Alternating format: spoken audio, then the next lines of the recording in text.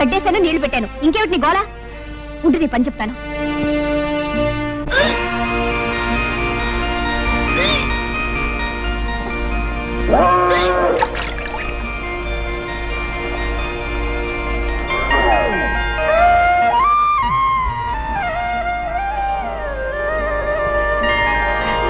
నీకడు బంగారం కాను. ఇంత మంచి వార్త ఎవరికి చెప్పొద్దంటావే. ఉండు జ్యోతి, నేను చెప్పేది పూర్తిగా వినమ్మా. ఏమిటే? పెళ్ళై ఇంకా ఏడాది కూడా కాలేదు, అప్పుడే నాకు పిల్లలు ఎందుకు చెప్పు. అయితే ఏమంటా? ఏం లేదు, ఇరకల వెంక మీద పోవడానికి ఏదో మందిస్తుందట, అది నేను వేసేసుకుంటాను. పిచ్చి పిచ్చిగా వాగా అంటే చెప్పు తీసి కొడతాను. బావా, నేను ఒకటి అడుగుతాను, నువ్వు కాదనకూడదు. అయ్యో రామ, భార్య కాస్త ప్రేమగా అడిగితేనే ఏమో కూడా ఏం కాదనలేడే. ఇంత గట్టిగా కౌలించుకుంటే ఏం కాదంటాడు? ఏం కావాలి చెప్పు. మరే మరే మరి గుండె కావాలా? అదేం కాదు. గుండె కావాలా? అదే కాదు. ఏం కావాలో చెప్పు. మరి మరి మరి పెళ్ళైన ఏడాదికి పిల్లలు పుట్టే వాళ్ళ మీద నీ అభిప్రాయం ఏమిటి? ఏడాదికి పుడితే అదృష్టవంతులు, 9 నెలలకి పుడితే మంచి కష్టజీవులు అనమాట. 4-5 సంవత్సరాల తర్వాత పుడితే వాళ్ళ మొహం, వాళ్ళ గురించి కూడా ఒక అభిప్రాయం, ఒట్టి బద్దగస్తులు అనమాట. అవును, నువ్వేదో అడుగుతాని చెప్పి ఏమిటి అడుగుతావేంటో? మర్యాదగా చెప్తావా లేకపోతే వెళ్ళి నీళ్లు పెడతావా? అబ్బా, నీదంతా కంగారే, ఏది సరిగా వినవు. ఏది నువ్వు చెప్తాగా వింటాకే చెప్పు. నేను నెల తప్పాను. తప్పగా నీళ్లు పెట్టవా? అబ్బా, ఏది అర్థం కాదు. 1 నెల కాదు, 3 నెలల వరుసగా తప్పాను. 3 నెలలు కాబట్టి 6 నెలలు తప్ప. ఇప్పుడు ఏం పోయింది, తర్వాత మాట్లాడుకోవచ్చు. వెళ్ళి నీళ్లు పెట్టు. నా చెమట పడి చూస్తుంటే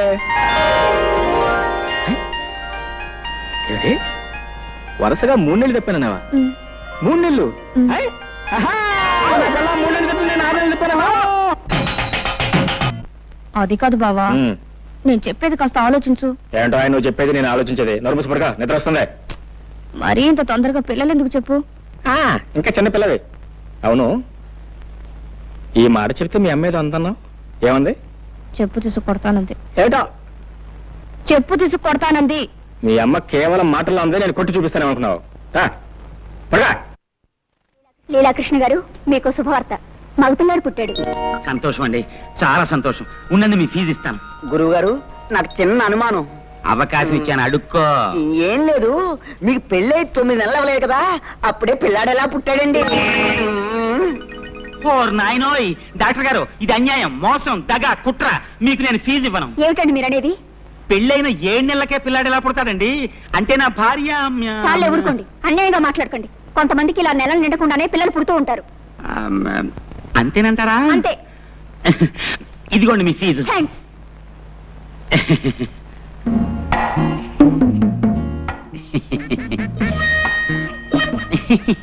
చీ చీ చీ చీ చీ. ముక్కు నాదే, మూతి నాదే, కళ్ళు నాదే. భలేవారేనండి మీరు. అబ్బాయి అచ్చం మీ పోలికే. నా పోలికి రాతే ఇంకెవడి పోలికి వస్తుంది? చెప్పు తీసుకొడతాను.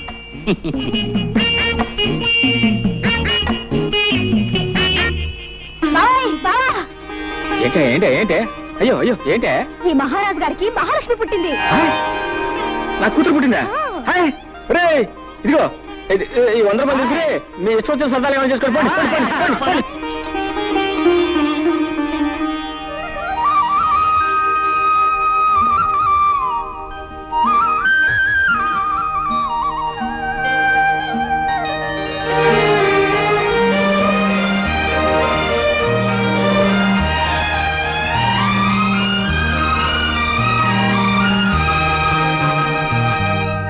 ముద్దు పెట్టుకోవడానికే బిడ్డలా? ఎలాగైతే కన్నావులే గొప్పగా. పిల్లకి స్నానం చేయించడం కూడా రాకపోతే ఎలా? ప్రతిరోజు ఎవరొస్తారు ఈ పనులన్నీ చేయడానికి? చిచి, ఇదంతా నాకు అలవాట్లేదు. ఆహా, నాకు మాత్రం ఉందా? నేనేమన్నా 5-6 కన్నానా? ఆడదన్న తర్వాత ఇవన్నీ తనంతట తనే నేర్చుకోవాలి. బావా, ఓ పంచే, పిల్లకు నీళ్లు పోయడం, పాలు పట్టడం, ఇవన్నీ నువ్వు నేర్చుకో. ఇదేదో పెద్ద పని అయినట్టు. ఇంతలా పెళ్ళాలని సేవ చేయడం నేర్చుకున్నవాడిని బిడ్డకు నీళ్లు పోస్తే ఇద్దరు పుస్తలేనా? నువ్వు రాకపోతే ఎవరు చేసేవారా? నేనే కదా మెక్క చేస్తా. మీరిద్దరూ కలిసి నన్నే వెగతాళి చేయక్కర్లేదు. ఏయ్, దాన్ని ఎలాగి నా పని నేనే చేసుకుంటాను. తస్సది, మీ అక్క మా లావు తెలియగలదే.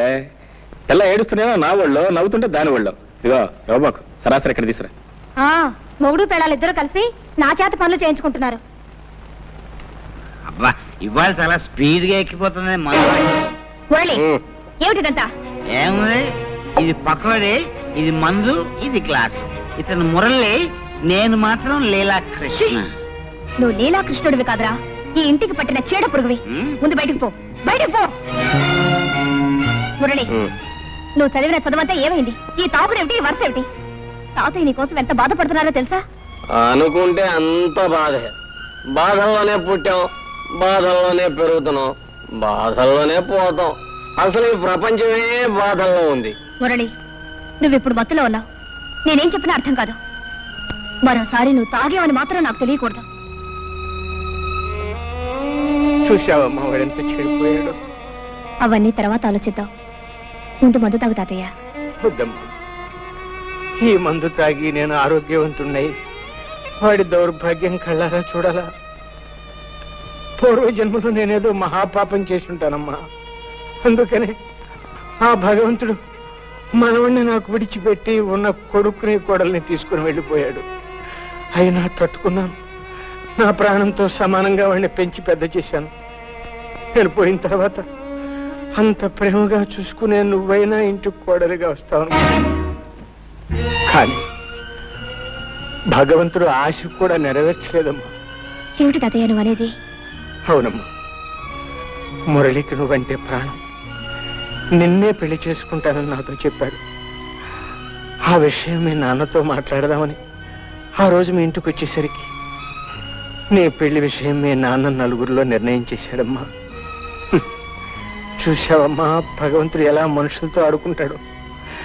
మనం కోరుకున్నది దక్కనివ్వడు, దక్కింది దొరకనివ్వడు. నేను ఆ రోజు 4 అడుగులు చురుగ్గా వేసి ఉంటే నువ్వే ఇంటి కోడలివై ఉండేదానివి. వాడు నిన్ను మర్చిపోను లేక, మరొక పెళ్లి చేసుకోను లేక కుమిలిపోతున్నాడు. తాగుడుకు బానిసయి వాడి ఆరోగ్యం సర్వనాశనం చేసుకుంటున్నాడు.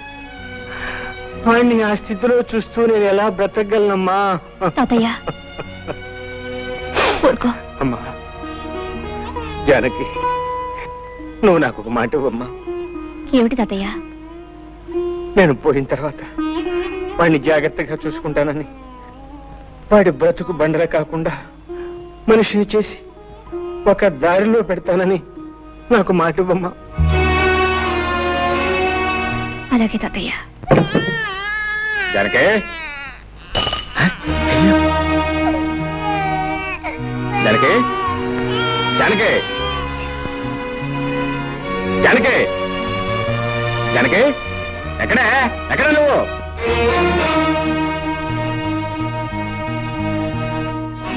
ఎక్కడికి వెళ్ళావు? తాతయ్య గారింటికి వెళ్ళాను. ఈ శనిగ్రహం అప్పుడే లేచిపోయిందా? ఎవరు శనిగ్రహం? ఎవరు శనిగ్రహం? పసిబిడ్డను ఇంట్లో ఒంటరిగా వదిలిపెట్టి పెత్తనాలకు వెళ్ళిన చాలక ఇంకా శనిగ్రహం అంటున్నావా? శనిగ్రహం అని నేను వెళ్ళేటప్పటికి నిద్రపోతుంది. అవును, నువ్వు వెళ్ళేటప్పుడు నిద్రపోతుందని, నువ్వు ఇంటికి వచ్చే వరకు నిద్రపోతూనే ఉంటుంది అనుకున్నావా? నేను రావటం కొంచెం ఆలస్యం ఏమైతే తెలుసా? ఉయ్యాలంచి కింద పడేది. ఉయ్యాల్లోంచి కాకపోతే మేడ నుంచి పడ్డానికి మనకి మేడలు లేవుగా. తప్పు చేసిన కాకుండా ఏమిటా పెడసరపు సమాధానం? తాతయ్య కొంట్లో బాలేదు, అవన్నీ సర్దుకొని వచ్చేసరికి ఆలస్యమైంది. తాతయ్య తాతయ్య మాట్లాడితే తాతయ్య ఒకటి దొరికాడు. ఇదిగో, నీ తాతయ్య చాలా డబ్బున్నాడు. నువ్వు వెళ్ళినా వెళ్ళకపోయినా ఆయన చూసుకోవడానికి 10 మంది నౌకర్లు ఉన్నారు. నువ్వు ఆయన గురించి ప్రత్యేకంగా ఏం తాపత్రపడాల్సిన అవసరం లేదు. ఇదిగో చెప్తున్నాను, నువ్వు మళ్ళీ ఆ ఇంట్లో అడుగు పెట్టడానికి వీల్లేదు. ఎందుకు వీల్లేదు? వీల్లేదంతే. వెళ్తే ఏం చేస్తావు? పళ్ళు రాలగొడతాను.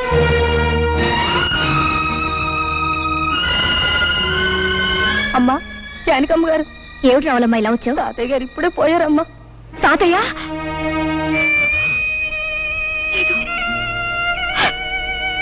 లేదు. ఏంటి, తాతయ్య గారు పోయారు? అవును బాబు. ఎప్పుడు? ఇప్పుడే. సరే, నువ్వు వెళ్ళి మేము వస్తాం.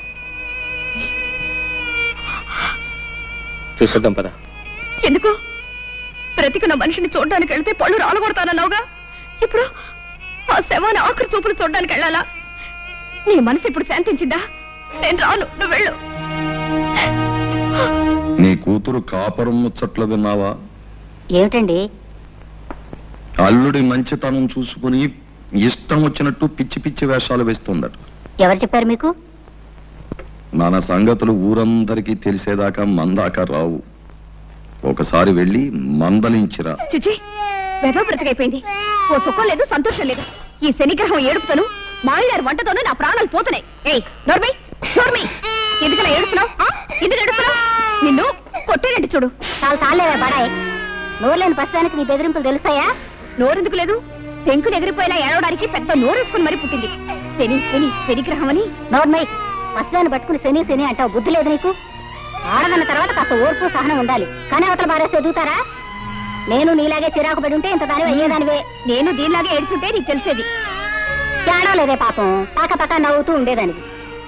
దీనికంటే ఎక్కువే గొడవ చేసేదానివి. సర్లే, దీనికి పాలు పెట్టి నిద్రపుచ్చుతాను, వంట నాకు వచ్చి తీసుకెళ్ళు. అమ్మయ్యా రక్షించావు. అమ్మా, సాయంత్రం దాకా తీసుకురాకు. పీడ వదిలింది.